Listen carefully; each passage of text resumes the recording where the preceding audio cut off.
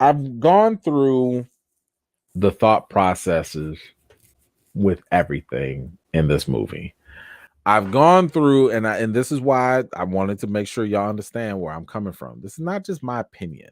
This is not, I mean, it is, but it's also coming from an informed place. We're looking at how these writers, producers, directors come to these ideas. And when we hear what's in their mind, that's where I think we have a better place to criticize or to praise them, right? I said this.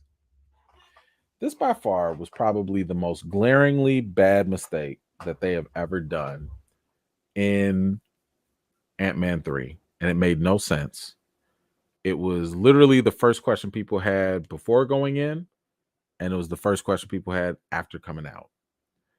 And to this day, I don't think they'll ever be able to live this down. Because one of the worst, dumbest, ill-advised moves for them to do in Ant-Man is not have Luis in the movie. It made no sense.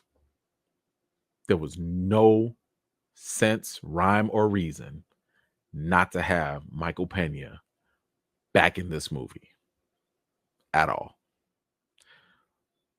But let's hear what they had to say. Because when you see something so glaring, when you see something so egregious, you try, I don't know if it was, I try to give people the benefit of the doubt.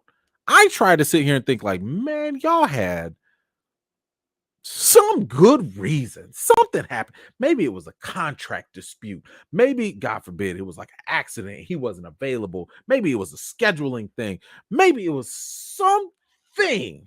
Aliens done abducted Michael Pena. Something happened that prevented this from happening.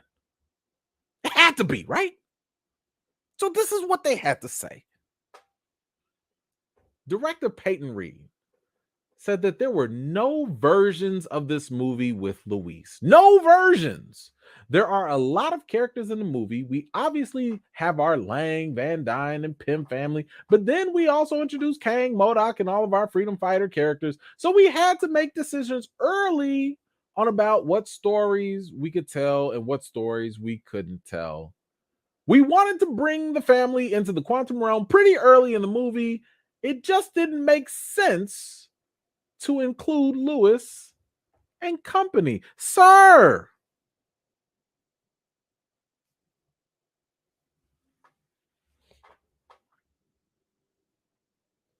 here's my issue. You start the movie with narration. Scott is narrating.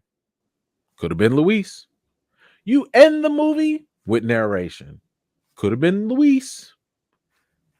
You totally could add a third post-credit scene. Could have thrown Luis in there. What does he recap? Who cares? Does anyone really care what he's saying? No, we just like the fact that he's there and his storytelling is funny. You brought back David, I forgot his name, but he was basically the Russian guy in the other Ant-Man movies. You brought him back as the goo guy. He was the goo guy. I have holes. Y'all spent time and energy making sure his voice came in to play that. You're dealing with the multiverse.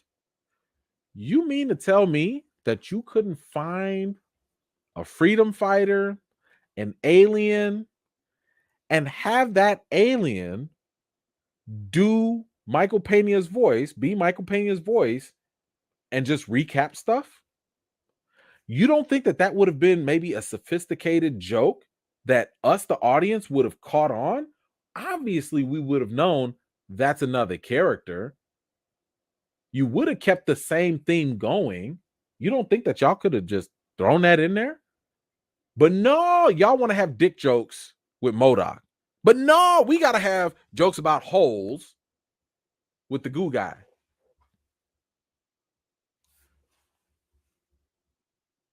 The problem I have with this is It's one thing if you sit here and tell me, you know what, we considered it, but we just didn't.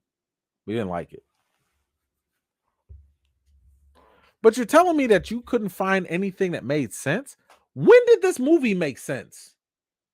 When did Ant-Man Quantumania make any sense? When did anything in this movie even become necessary? Y'all sat here and gave MODOK more lines than he needed. Y'all sat here and gave these random aliens stupid lines. You could have cut Bill Murray completely out. And that's not a diss, because shout out to Bill Murray as a legendary actor, but we didn't need that. Quasar, wasted. What did you even introduce him for? For what? You got William Jackson Harper coming in. Everybody sitting there thinking like, oh man, Quasar, the telepath and all this stuff. For what? To read a couple minds and walk away? Go back to the good place? Like,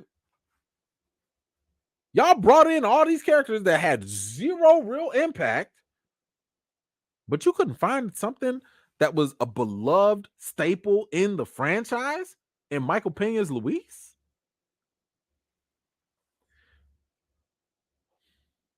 If we are not paid to go write and shoot Marvel movies, right? You're not a producer. I'm not a director. We're not the writers. That's not our job. But if the average Joe Schmo can come up with a couple ideas, I just listed off 4-5 ideas. If we can come up with these things and y'all can't, that's a problem. That's a real problem. And I'm sorry, that's just not okay. That's literally the one thing you could have brought back. And everybody would have been cool with it. Might have even gave you a little extra bump in the ratings and stuff. But nothing made sense. Change your writers. Change your writers. There should be a certain amount of things that you like, nope, with this franchise, we're going to keep this thing going because that's the way it works. It's funny. It's good. It's what it is.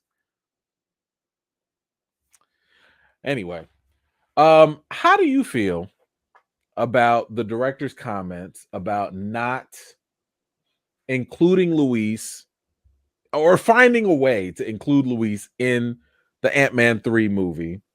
Do you think he was needed? Maybe he wasn't. What other ways would you have included Michael Pena's character? Post-credit scene, make him an alien, just literally throw him into the movie. Let me know your thoughts in the comments down below. Thank you so much for watching. This was just a segment of one of my live chats, and if you're interested in joining in on the next one, be sure to subscribe and turn on your notifications for more. I've got more videos and reviews to do for you all, and until next time, I'll see you all later.